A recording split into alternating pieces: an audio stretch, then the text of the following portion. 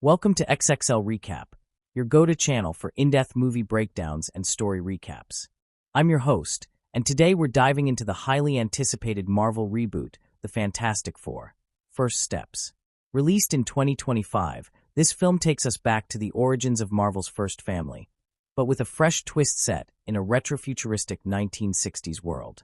Directed by Matt Shakman, it stars Pedro Pascal as Reed Richards, Vanessa Kirby as Sue Storm, Joseph Quinn as Johnny Storm, and Eben Moss-Backrack as Ben Grimm. If you're avoiding spoilers, pause now because we're going full recap mode, covering the entire plot from start to finish. Let's jump in. The movie opens in a vibrant, alternate Earth labeled as Earth 828, where technology and society have a groovy, space-age vibe inspired by the 1960s. It's been 4 years since a fateful space mission changed everything for our heroes.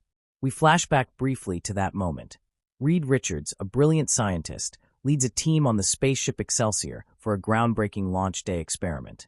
His fiancée Sue Storm, her hot-headed brother Johnny, and Reed's best friend, the tough pilot Ben Grimm, are along for the ride. They're scanning for new energy sources in space when they detect an unknown cosmic storm. Alarms blare with warnings of critical levels and low hull integrity as the storm engulfs them, bombarding the crew with cosmic rays. They barely make it back to Earth, but the exposure grants them extraordinary powers. Reed can stretch his body like rubber, Sue can turn invisible and create force fields, Johnny can ignite into flames and fly, and Ben transforms into a rocky, super-strong behemoth. Fast forward to the present, and the Fantastic Four are global superstars. They're not just heroes, they're celebrities. Billboards and TV shows flash slogans like "Fantastic Science with Mr. Fantastic," where Reed demonstrates his inventions, and fans wear shirts saying, "I love the Fantastic Four." They've battled threats like the Mole Man, a subway-dwelling villain who's become a recurring nuisance. Reed's gadgets have advanced society, leading to peace through Sue's diplomatic efforts with the Future Foundation, an organization promoting global unity and demilitarization. Life seems perfect as Reed and Sue announce they're expecting a baby. The world buzzes with excitement. Will the child inherit powers? We see adorable domestic scenes. Reed and Sue preparing a baby to-do list, baby-proofing their home with plugs, cabinets, fire alarms, and even notes at the top of the stairs. Reed's memoirs make Sue laugh during quiet evenings, and there's a humorous bit with "Do Not Burn" lotion branded for the Fantastic Four, poking fun at Johnny's fiery accidents. But paradise doesn't last. One day, a sleek, metallic creature streaks across the sky, a shimmering alien on a surfboard made of cosmic energy. This is the Silver Surfer, but in a bold twist, she's reimagined as Shallabal, played by Julia Garner. She descends like a harbinger of doom, broadcasting a message. Earth has been marked for consumption by her master, Galactus. Screens flash "The Earth at Risk" and "Note in Progress" as panic spreads. Galactus, voiced menacingly by Ralph Ineson, is a colossal, planet-devouring entity who feeds on worlds to sustain his eternal hunger. Reed verifies the threat by studying data on vanished planets. No anomalies found at first, but analyzing foreign compounds confirms it's real. The team knows they can't ignore this. They must protect their home and their unborn child. Determined to confront the danger head-on, the Fantastic Four launch back into space aboard an upgraded Excelsior. They track the Silver Surfer's energy signature using Reed's tech, pushing their ship to critical levels with warnings of low fuel and unknown entities approaching.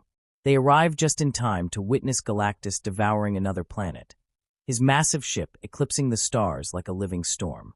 The team infiltrates, but they're captured and brought before Galactus himself, a towering, godlike figure shrouded in shadows. He reveals his tragic curse, an insatiable hunger that's forced him to consume countless worlds over eons.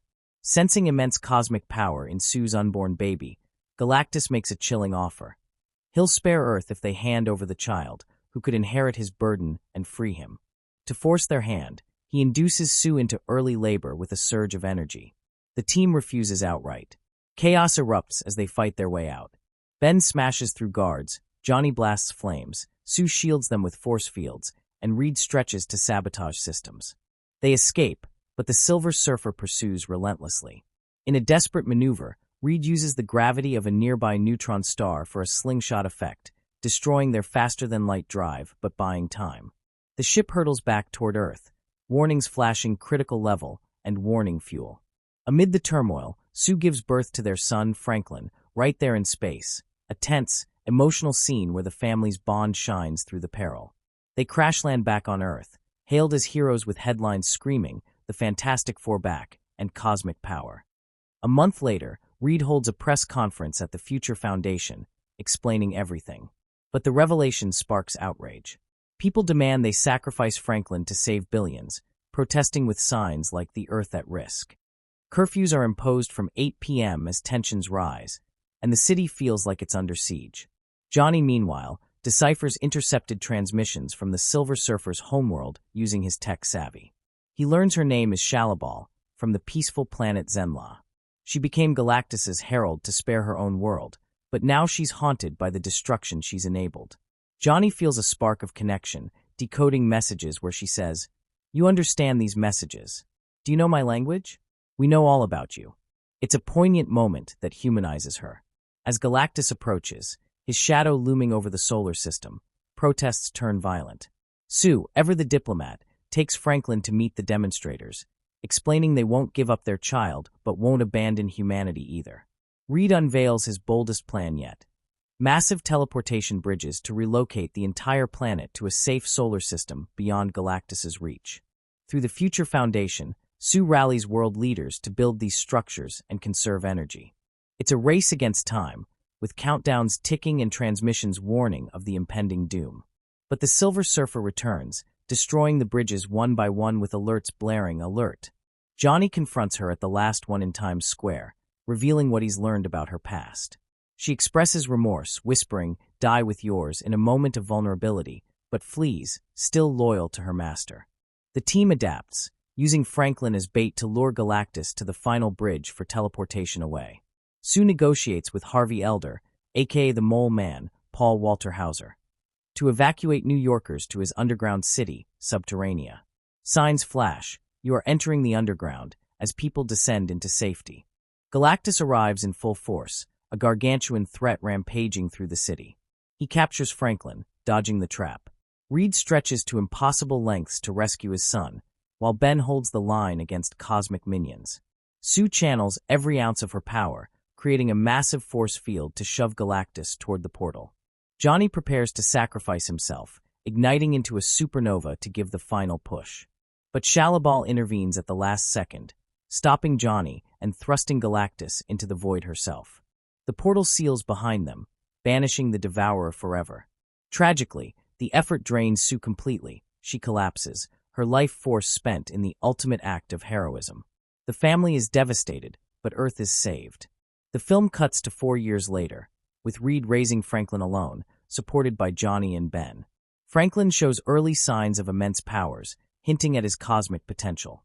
A post-credits scene teases the team's return in Avengers. Doomsday, with a nod to Charles Darwin's The Origin of the Species, symbolizing evolution and change. Space changed them, the narration echoes, now they fight with honor. Sue's light will be seen, Johnny's hands will burn, Ben's strength endures, and Reed's science prevails. They face new threats like the Red Ghost and his super apes, but as the rhyme goes, they are the Red Ghost and his super symbiont. It's time to fight. Are unrivaled. The Fantastic Four. And that's the full story of the Fantastic Four. First Steps, a heartfelt origin tale blending family drama, cosmic spectacle, and high-stakes action.